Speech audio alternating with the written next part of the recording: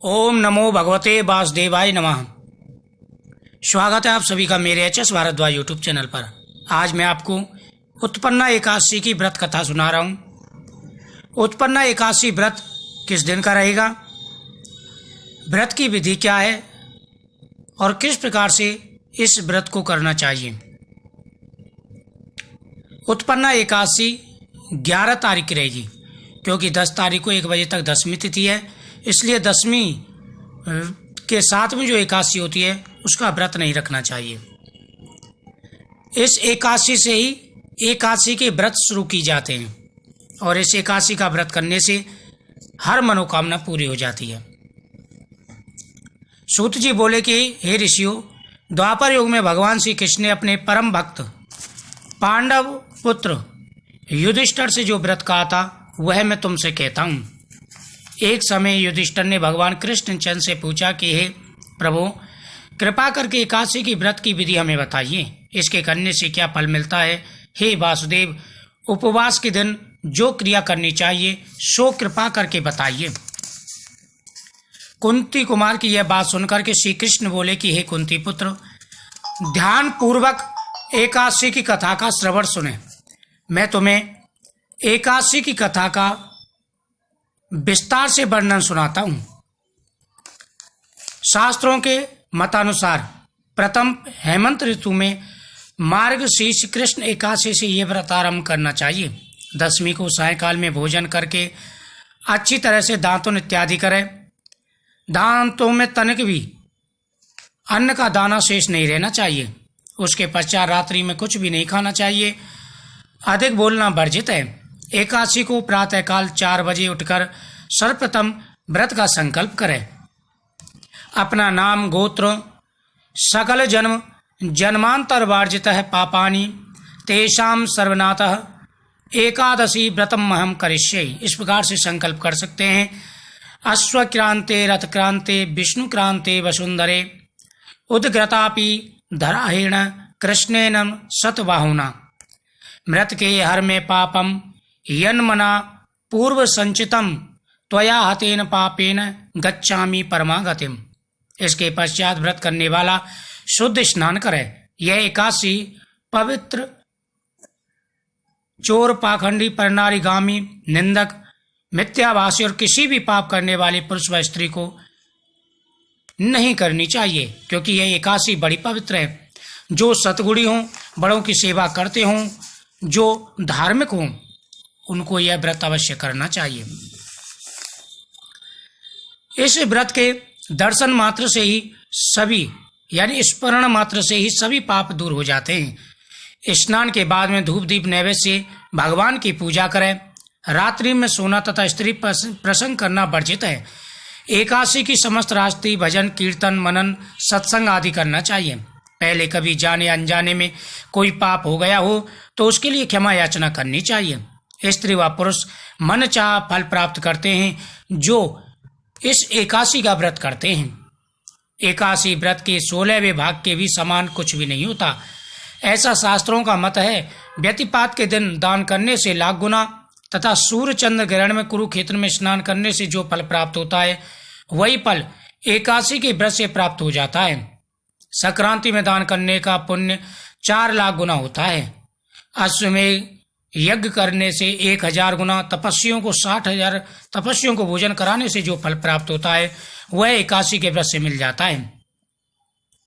एकादशी का व्रत सबसे श्रेष्ठ है। भगवान मधुसूदन के मुख से यह सब बातें सुनकर पांडव पुत्र युधिष्ठिर हाथ जोड़ के बोले कि हे भगवान, आप यज्ञों, हजारों यज्ञ तथा लाख गौदान से भी एकादशी के व्रत का महत्व बड़ा बताते हैं। सो कृपा करके ये बताइए कि इसकी महिमा क्यों हुई। पांडव पुत्र युधिष्ठिर की बात सुनकर भगवान श्री कृष्ण बोले कि सतयुग में एक मुर नामक अत्यंत भयंकर दैत्य था, जो बलशाली और भयानक था। उस भयानक और प्रचंड शक्तिशाली दैत्य ने इंद्र आदि, वसु, अग्नि आदि समस्त देवताओं को पराजित करके भगा दिया।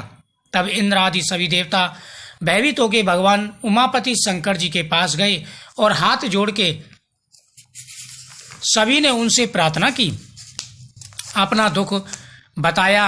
भगवान शंकर बोले कि हे देवताओं, किसी प्रकार की चिंता मत करो, सब पूरे जगत का पालन करने वाले भगवान विष्णु की शरण में जाइए, वही तुम्हारे दुखों का नाश करेंगे, अर्थात वे ही सर्वशक्तिमान प्रभु सब संकट हरते हैं। भगवान बोले। शंकर की बात सुनकर इंद्रादि समस्त देवता एकत्रित होकर क्षीर सागर पर, जहाँ शेषनाग की सैया पर भगवान कमलपति सो रहे थे, वहां पहुंचकर श्री भगवान की स्तुति करने लगे। हे जनार्दन, हे मदकेशव, हे हसीकेश, आप हमारी सहायता करें। हे सुर नर मुनिजन की रक्षा करने वाले प्रभु, आपको बारंबार नमस्कार है। हे दया के धाम प्रभु, आप हमारी रक्षा कीजिए। दैत्यों से भयभीत होकर हम आपकी शरण में आए हैं, आप हम सब की रक्षा कीजिए। सुर समाज की यह विनती सुनकर भगवान कमलापति बोले कि ऐसा मायावी दैत्य कौन है, उसमें ऐसा कितना बल है, वह किसके आश्रय है तथा वह कहाँ रहता है।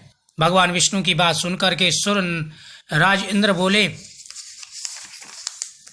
प्राचीन काल में एक नाड़ी जंग नाम का राक्षस था, उसी का पुत्र महाबलशाली महापराक्रमी और विश्वविख्यात मुर नाम का दैत्य है।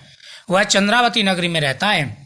उस महासुर ने समस्त देवताओं को स्वर्ग से निकाल करके अपना अधिकार कर लिया है। वह स्वयं इंद्र आदि, वरुण, कुबेर, यम, वायु, ईश, चंद्रमा, नैश्वत आदि सब के स्थान पर स्वयं राज कर रहा है। इंद्र के ऐसे वचन सुनकर भगवान बोले कि देवताओं, घबराओ नहीं, तुम चंद्रावती नगरी को चलो, मैं भी चलता हूँ।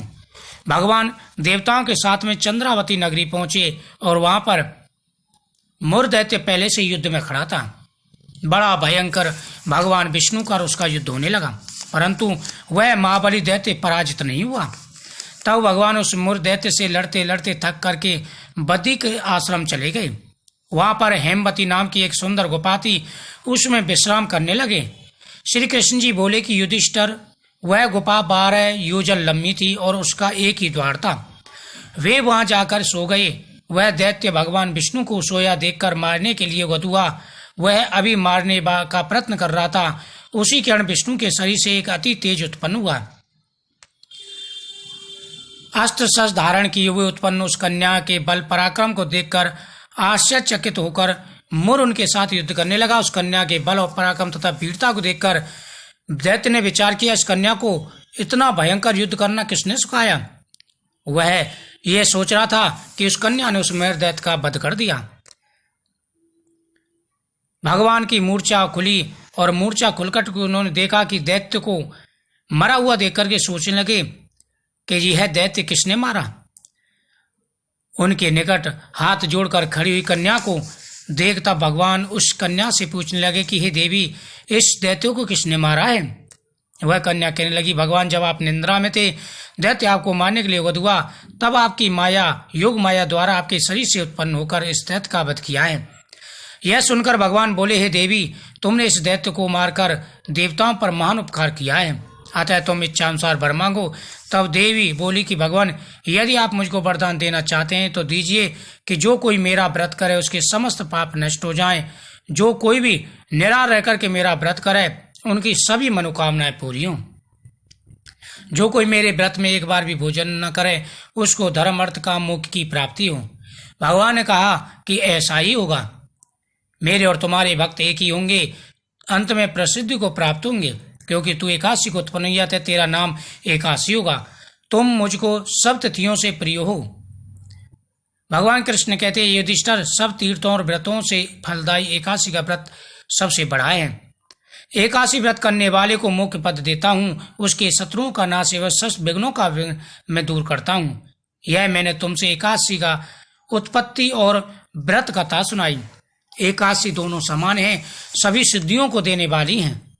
जो मनुष्य इस एकादशी को महत्व को पढ़ता अथवा सुनता है उसको अश्वमेध यज्ञ का फल प्राप्त होता है। वह करोड़ों वर्ष तक विष्णु लोक में वास करता है, वह भी उसका पूजन होता है। वो मनुष्य एकादशी के चौथे भाग को पढ़ता है, उसके भी सभी पाप दूर हो जाते हैं। जो कोई नियम पूर्वक एकादशी का व्रत करता है जीवन की हर परेशानियों का निवारण हो जाता है। इस एकादशी का व्रत करने से मनुष्यों की सभी कामनाएं पूरी हो जाती हैं। इसलिए प्रत्येक मनुष्य को एकादशी का व्रत अवश्य करना चाहिए। एकादशी का व्रत करने से जीवन के हर कष्टों का निवारण हो जाता है। एकादशी का व्रत सबसे बड़ा व्रत है। कृष्ण पक्ष और शुक्ल पक्ष दोनों एकादशियां समान है। एकादशी वाले दिन गौ माता की पूजा, भगवान विष्णु की पूजा, भगवान शिव की पूजा करनी चाहिए। ओम नमो भगवते वासुदेवाय मंत्र का जाप करना चाहिए। राधा कृष्ण भगवान की जय।